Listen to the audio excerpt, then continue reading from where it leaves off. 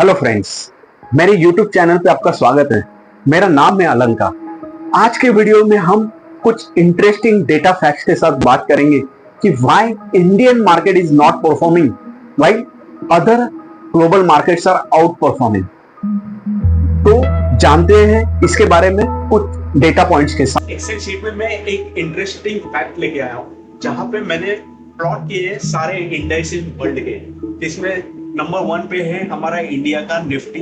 फिर उसके बाद हमारे सारे एशियन इंडेक्सेस है जो इम्पोर्टेंट है, Japanese, Hong Kong, Singapore market, south Korea, China. और उसके बाद कुछ यूरोपियन इंडेक्सेस है जैसे यूनाइटेड किंगडम का फुटसी, डैक्स, कैग। और फाइनली हमारे यूएस मार्केट जिनके मेजर इंडेक्सेस है डाउ जोन्स और नैस्डैक।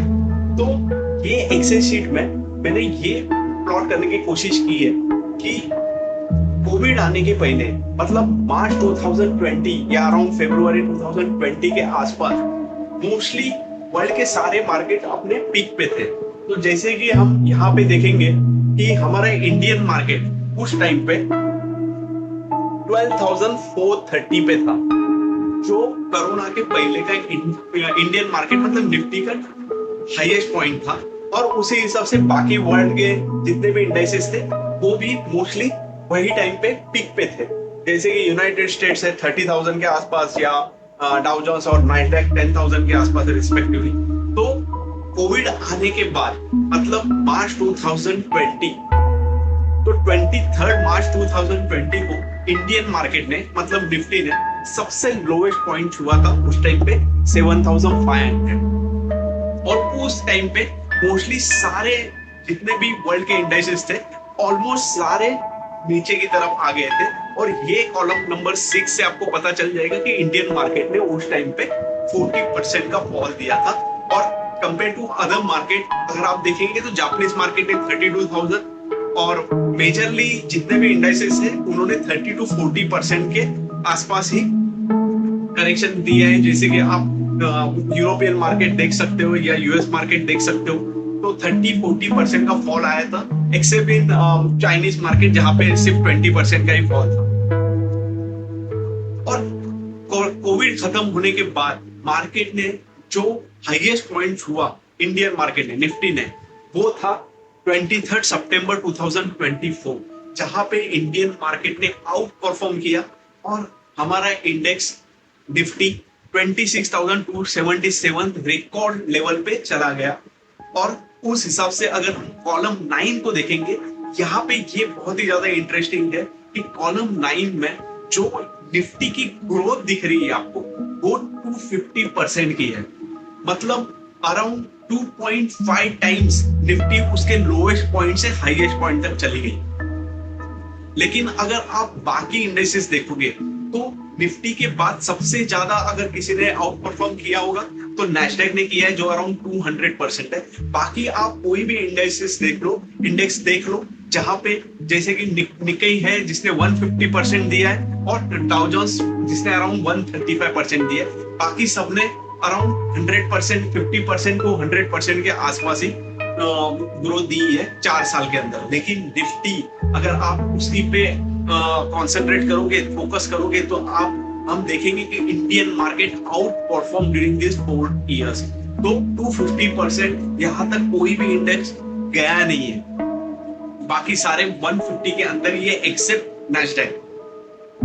और आज के तारीख में जैसे 26 अगस्त 2025 को हम देखेंगे कि निफ्टी का लेवल चल रहा है 24,712, जो उसके हाईएस्ट पॉइंट से अराउंड 6% डाउन में है।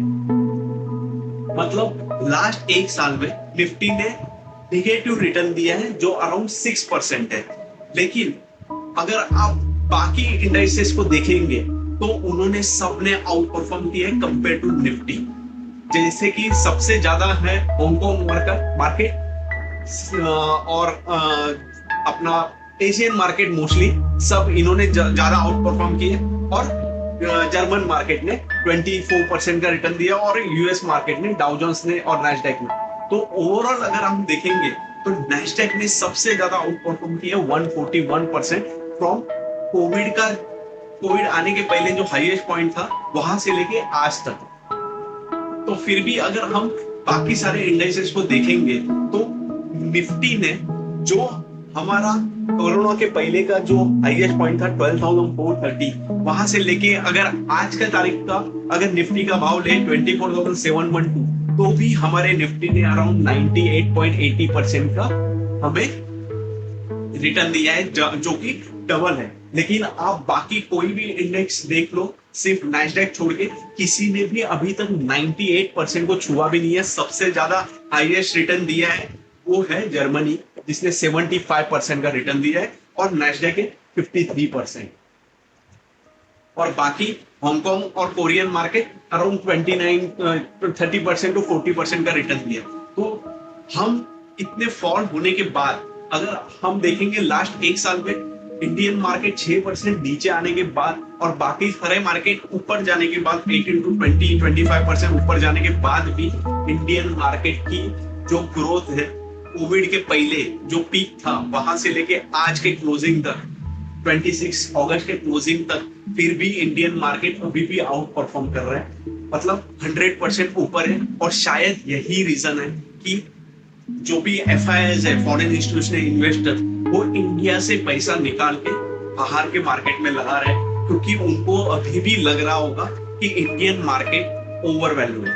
जैसे 26,000 के आसपास जब मार्केट था, वो उसी टाइम पे इंडियन मार्केट ने आउट परफॉर्म कर लिया था 250%। एडवांस में इंडियन मार्केट में सबसे ज्यादा हाईएस्ट पॉइंट पे चला गया था कंपेयर टू अदर एशियन और यूरोपियन और अमेरिकन मार्केट। तो ऑब्वियस था कि यहाँ से इंडिया का मार्केट ओवर वैल्यूड होने की वजह से और बाकी मार्केट में ज्यादा पोटेंशियल दिखने की वजह से माइट भी FIIs ने अपने फंड इंडियन मार्केट से निकाल के बाकी इमर्जिंग मार्केट या डेवलप मार्केट में लगा दिए, जहां से उनको और भी अच्छी रिटर्न्स आ रहे हैं, जो कि हमें कॉलम नंबर 12 से इजीली हाईलाइट कर पा रहे हैं कि इंडियन मार्केट ने 6% के नेगेटिव रिटर्न दिए, लेकिन बाकी मार्केट्स ने अराउंड 15 टू 25% के रिटर्न्स उनको एक साल में बना के दिए हैं। और अभी भी इंडियन मार्केट अगर हम कंपेयर करेंगे बाकी मार्केट के हिसाब से कोविड के पहले का जो टॉप है और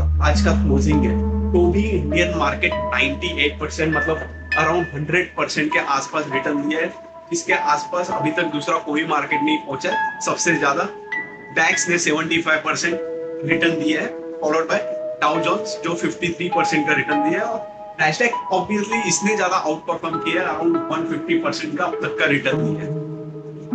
तो माइट भी ये रीजन ही है, हो सकता है कि इंडियन मार्केट ल्यूक्रेटिव उतना नहीं लग रहा है FIIs को, और जिसकी वजह से वो कंटिन्यूअसली मार्केट से पैसा निकाल रहे हैं। और जब तक FIIs का फ्लो इंडियन मार्केट में नहीं आएगा, तब तक इंडियन मार्केट का ऊपर जाना और खास करके सस्टेन होना ऊपर की तरफ वो थोड़ा मुश्किल लग रहा है।